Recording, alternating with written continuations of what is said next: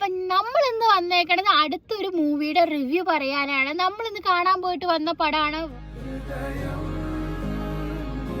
ഒരു രക്ഷയില്ലാത്ത പടമാണ്, കിടിലം പടം, ഫുൾ ഓണാണ്. അത് എന്താ പറയാ, തുടക്കം മുതൽ അവസാനം വരെ ചിരിക്കാനുണ്ടെന്ന് പറയാം. അതിന്റെ ഇടയിൽ നമുക്ക് കുറച്ച് സങ്കടം എന്ന പോർഷൻസ് ഉണ്ട്. എങ്ങനെയുണ്ടാ പറയടാ? എല്ലാം കൂടെ നൈസ്, ഒരു രക്ഷയില്ല. പ്രതീക്ഷിക്കില്ല അവന്മാർ ഇങ്ങനെ ചെയ്യുന്ന പടം.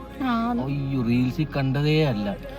വാഴ 1-നേക്കാളും സൂപ്പറാണ് വാഴ 2. അപ്പൊ നിങ്ങൾക്ക് അറിയാലോ വാഴ 1 എന്തോരം ഉണ്ടെന്ന് അറിയാലോ. അപ്പൊ അതിനേക്കാളും സൂപ്പർ എന്ന് പറയുമ്പോ കിടിലനാണ്. തിയേറ്ററിൽ തന്നെ പോയി കാണണം പടം, എന്നാലാണ് ആ ഒരു ഫീല് കിട്ടുള്ളൂ.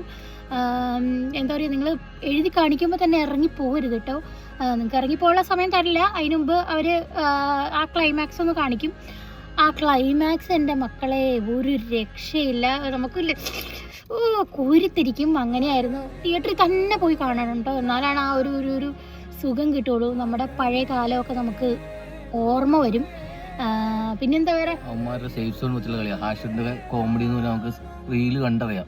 അവന്മാരുടെ സേഫ് സോണാ, ഒരു രക്ഷയില്ല. എല്ലാരും നല്ലതാ. അവന്മാരുടെ സേഫ് സോണാ കോമഡി എന്ന് പറഞ്ഞാൽ, അതൊട്ട് കളിയില്ല, ഒരു രക്ഷയില്ല. അപ്പൊ എല്ലാരും ഫുള്ള് ആരെങ്കിലും പോയി കാണാത്തവരുണ്ടെങ്കിൽ പോയി കാണാൻ ശ്രമിക്കുക. എന്തായാലും അടിപൊളി പോയി കാണുക.